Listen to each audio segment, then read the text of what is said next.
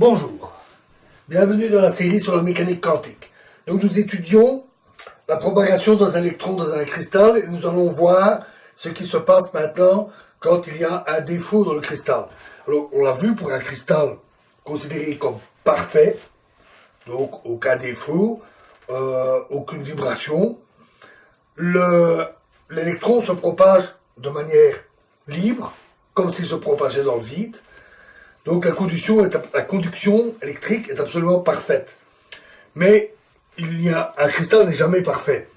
Il y a des tas d'obstacles et parmi les principaux, on a les défauts cristallins, ce qui gêne la progression de l'électron. Il y a différents types de défauts qu'on étudie en cristallographie, tels que les lacunes, les dislocations, donc les déformations du réseau. Mais on peut aussi avoir des impuretés, des atomes en trop, des atomes qui manquent ou des atomes qui se substituent à d'autres atomes. Donc, considérons un cas où on a une série d'atomes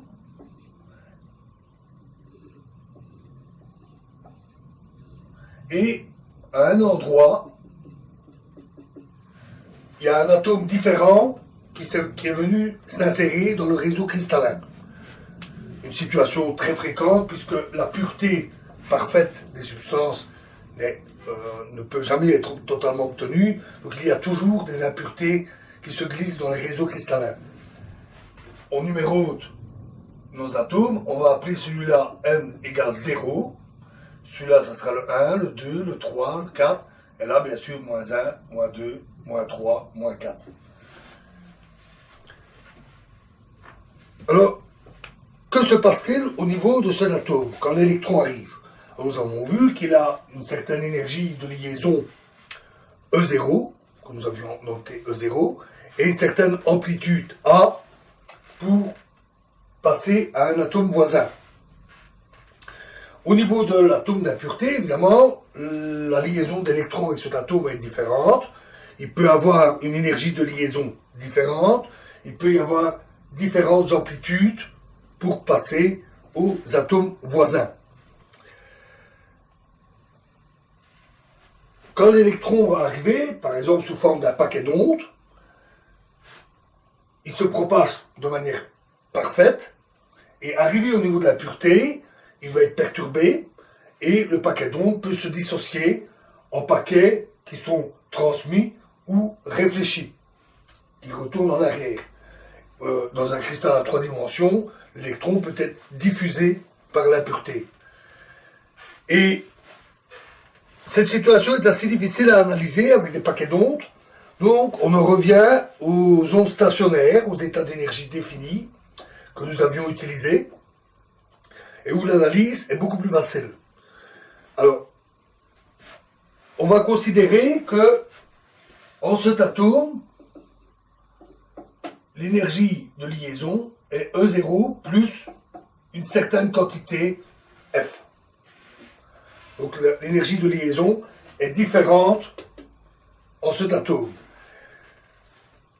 Dans ce cas, et alors on va considérer que les amplitudes A sont identiques partout, c'est toujours A partout. Alors on pourrait considérer des amplitudes différentes, ça donnerait des équations un peu plus compliquées, sans changer le résultat. L'essentiel que nous allons voir peut être déduit uniquement en considérant une variation de l'énergie de liaison. Dans ce cas-là, les équations que nous connaissons, donc par exemple, E A en moins 2, ici, est égal à E0 A moins 2, moins A en moins 3, l'amplitude qu'il a de sauter là, moins A moins 1, l'amplitude qu'il a de sauter comme ça. Et on a de même pour moins 1, A moins 1, moins A moins 2, moins A 0. De même pour 1, A1 égale E0 A1 moins A à 0, moins A à 3, etc., etc. Et alors, il nous manque une équation, c'est celle-là, E de A0 est égal, alors cette fois-ci, nous avons une énergie de liaison qui est différente, E0 plus F, A0, moins A à moins 1, moins A à 1. Et bien sûr, une infinité d'équations comme ça. Donc nous avons une équation qui est différente. Alors comment résoudre ça? On a vu que une solution pour le cas sans impureté, sans le défaut, était à n égale une fonction qui dépend de k et de xn et qui représente une solution oscillante pour la phase qui se propage dans un sens. Une autre solution possible, c'est à n pour moins k xn et qui représente une onde qui se propage dans l'autre sens dans le cristal.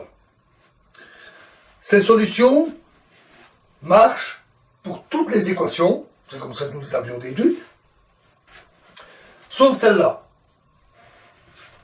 Alors on peut, puisque ces solutions marchent pour toutes les équations, on peut essayer une solution comme celle-là, mais on va prendre une solution plus générale, à n égale un certain coefficient alpha, qui reste à déterminer, qui est fonction de k xn, plus bêta fois la fonction moins k xn. Alors, écrivons-le bien, bêta. Voilà, alors ça représente la somme de deux ondes, une qui se propage vers la droite avec une certaine amplitude alpha, et une qui se propage vers la gauche avec une certaine amplitude bêta. Alors, cette équation, puisque ces deux-là sont solution de toutes les équations, sauf celle-là, elles sont toujours, la somme est toujours solution de toutes les équations. Alors, ça représente donc une onde qui s'amène à gauche avec une certaine amplitude alpha, et puisque on peut décider de l'intensité de l'onde et la phase globale est toujours arbitraire, on peut poser alpha égale à 1 sans perte de généralité, ça simplifie les calculs. Il nous reste donc bêta. L'onde arrive avec une amplitude 1 et une partie va être réfléchie par l'impureté avec une amplitude bêta. À droite, on a la même chose. On doit considérer pour n supérieur à 0 une autre solution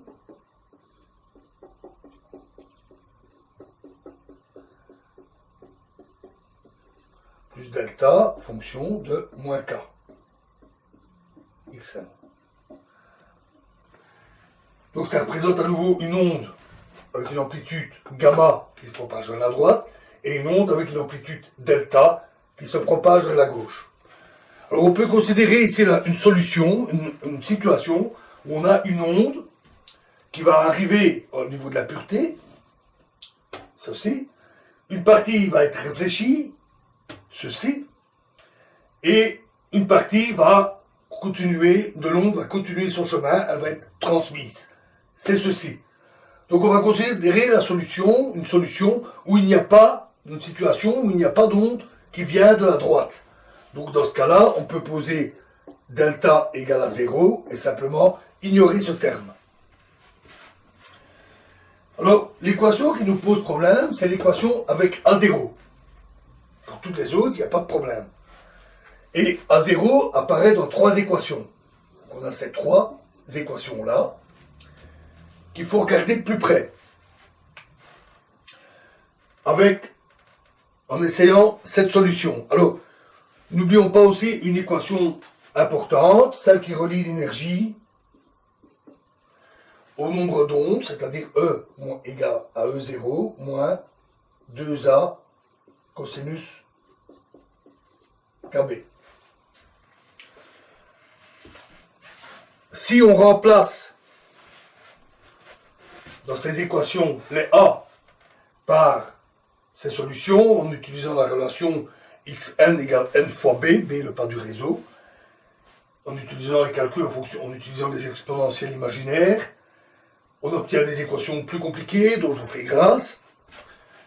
On remplace la valeur de E dans ces équations et alors on obtient des solutions assez simples. La première équation, elle va nous dire que, donc tout d'abord on a trois équations, et on a trois inconnus. On a A0 que l'on ne connaît pas, et on a bêta et gamma que nous ne connaissons pas. Donc trois équations, trois inconnus. Donc on remplace, on fait toutes les substitutions, et la première équation dit que A0 est égal à A plus bêta. C'est la première condition. Si on regarde la troisième équation, celle-ci nous conduit alors à gamma égale 1 plus bêta. Et si on remplace, on regarde la dernière équation, en utilisant ces valeurs-là, on trouve alors que bêta, la partie réfléchie, est une expression un peu compliquée, je vais vous l'écrire, pas besoin du détail. C'est moins f divisé par 1 moins, divisé par f moins 2 i, l'unité imaginaire, sinus kb. Voilà, donc on peut calculer l'amplitude que l'électron soit réfléchi par l'impureté du réseau. Et avec cette relation-là, on trouve automatiquement l'amplitude que l'électron a de passer à travers l'impureté du réseau et continuer son chemin dans le cristal. Donc nous avons le moyen de calculer, de prédire ce qui se passe pour un électron qui se propage dans un cristal lorsqu'il rencontre une impureté. Alors, remarquons quelque chose. On s'attendrait à ce qu'il y ait une certaine quantité qui est conservée, puisqu'on a un électron. On ne s'attendrait pas à avoir plus qu'un électron après réflexion ou transmission. Or, on a une relation un peu curieuse ici. Gamma égale 1 plus B. 1 plus bêta.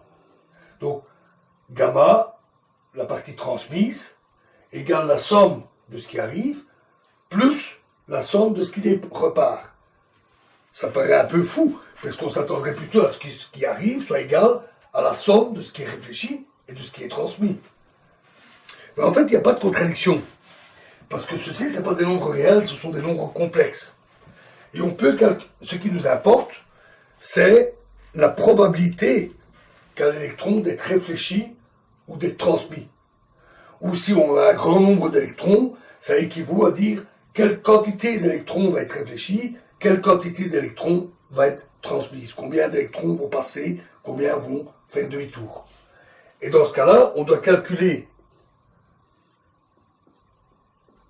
gamma carré, pour avoir la probabilité, plus bêta carré, et on peut calculer, je vous fais grâce aussi de ce calcul évidemment, on peut calculer assez facilement que la somme fait bien 1.